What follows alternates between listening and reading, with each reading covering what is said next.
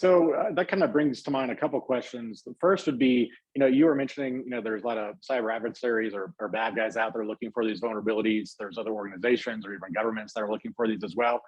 And so to kind of, if I was to put myself in like in a bad guy's shoe or in a cyber adversary's shoes, if I'm spending a lot of my time, energy, resources, so on and so forth, looking for these vulnerabilities, I mean, my instinct would go towards finding a vulnerability in a platform or a software or a tool or a device or what have you that's very, very popular, right? Because I want to get the most bang for my buck in terms of the investment of my time, energy, and resources and so forth.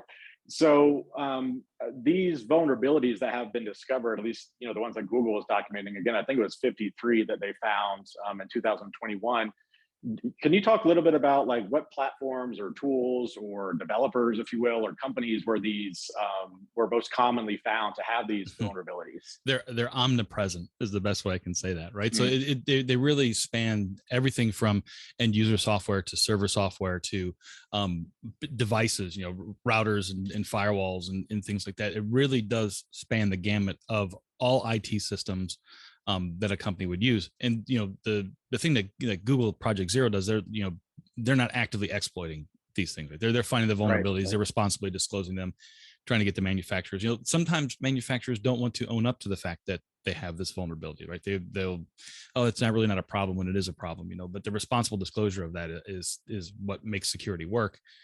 But it's really it is omnipresent. There's vulnerabilities from everything, like from networking in battery backup equipment right now to the Linux kernel that runs on server operating systems to other things. I won't mention company names, but all the software you're going to use on your Mac or your Windows computer. Mm-hmm. There's always going to be some vulnerability out there. Now, obviously, the ones that have the largest impact are ones that are obviously have reliable exploits behind them, and two, that affect the most people. So like if you get a 0-day vulnerability in the Windows operating system, right? So that's a good giant chunk of the end user market, very, very valuable.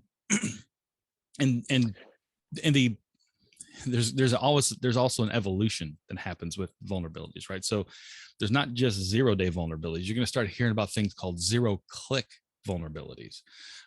These are things that adversaries can use to exploit a device without you even doing anything, right? They can just send you a message and then your device is compromised. So those things are coming down the pipe. Those are used by very people who are very serious about their job.